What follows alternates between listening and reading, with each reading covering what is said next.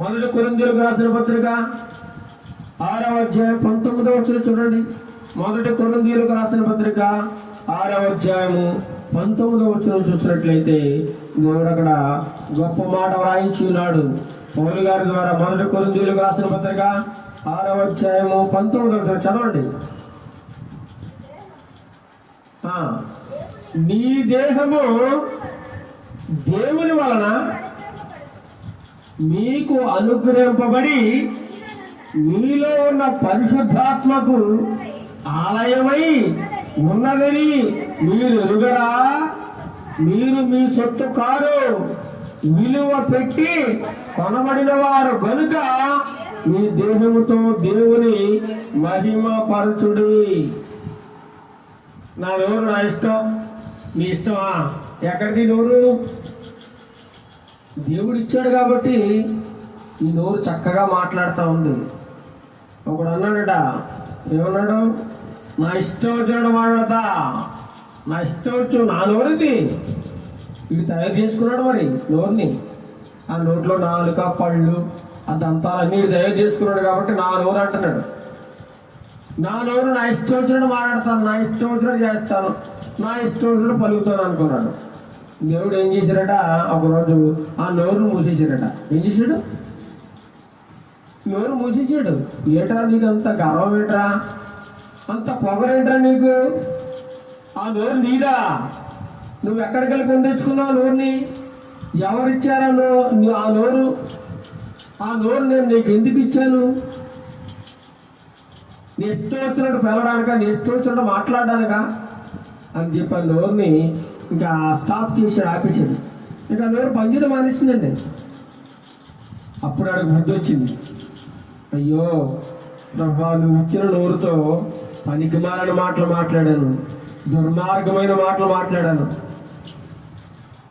అనేకులను బాధపెట్టాను ఈ నోరుతో, అనేకులను ఏడిపించాను, అనేక గొడవలకు కారణం ఈ నోరే, ఈ నాలుకే. ప్రభా ప్రభా అని చెప్పి బుద్ధి తెచ్చుకుని మరలా దేవునికి ప్రార్థన చేసి, నోరి ప్రభా నాకు ఇక మీద ఇంకెప్పుడూ నా నోట్లోంచి బూతులు రావు, దుర్మార్గమైన మాటలు రావు, ఇక మీదట నీ వాక్యంలో ఉన్న మాటలే మాట్లాడతాను, నీ పాటలే పాడతాను, నీకు సాక్షిగా ఉంటానయ్యా నాకు నోరి అని అనేక రాత్రులు పగలు ఏడ్చి ఏడ్చి ఏడ్చి ఏడ్చి దేవునికి మొరపెడితే దేవుడు తన పాపాన్ని క్షమించి నోరిచ్చేసాడు. ఏం చేశాడంటే నోరిచ్చాడు. మనం అనకూడదు ఈ నోరు నాది, ఈ కన్ను నాది, ఈ ముక్కు నాది, ఈ కాళ్ళు నాయి, నా ఇష్టం వచ్చినట్టు పరిగెడతా, నా చేతులతో నా ఇష్టం వచ్చినట్టు పనులు చేస్తాను అనుకున్నావు అనుకో, నీకు దేవుడు ఒకటి తీసి పారేసే అవకాశం ఉందండి. ఏమాత్రం అలా అనుకోవడానికి వీల్లేదు.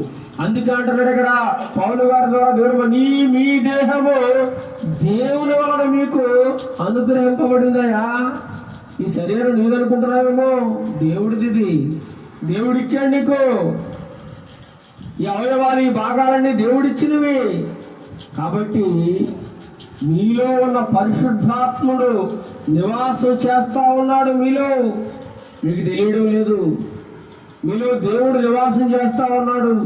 చాలా మంది అంటారు, మా ఆలయంలో దేవుడు ఉన్నాడు, మా చర్చిలో దేవుడు ఉన్నాడు, ఇంకెక్కడా దేవుడు లేడు, మా సంఘంలో దేవుడు ఉన్నాడు, పరిశుద్ధాత్మ దేవుడు ఉన్నాడు, మా దగ్గరికి రండి, మా దగ్గర స్వస్థతలు పొందుకోండి, ఆశ్చర్యకార్యమైన కార్యములు పొందుకోండి, మీరు బాగుపడతారు, మీరు రోగాలు పోతాయని చాలా మంది పాస్టర్లు ఈరోజు అనేక మందిని రాబట్టుకుంటా ఉన్నారు, మా దగ్గర దేవుడు ఉన్నాడని. కానీ దేవుడు ఎక్కడ ఉంటాడు? దేవుడు నివాసం చేసేది ఎక్కడ తెలుసా? ఎక్కడండి? మన దేహములో. దేవుడు మన దేహములో నివాసం చేస్తాడు, కానీ ఎక్కడ గుళ్ళోను గోపురాల్లోనూ దేవుడు ఉన్నాడండి. మన దేహం అనే ఆలయంలో దేవుడు నివసిస్తాడు. కాబట్టి దేవుడు మనలో నివాసం చేయాలంటే మనం ఏం చేయాలండి? మన దేహాన్ని పరిశుభ్రంగా ఉంచుకోవాలట. ఈరోజు పరిశుభ్రంగా ఉంచుకుంటున్నారా?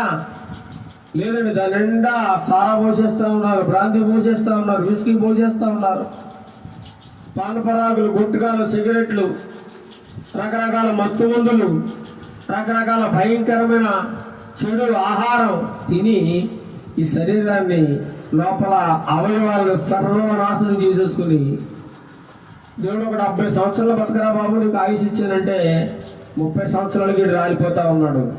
కారణం దేవుడే చెప్పండి.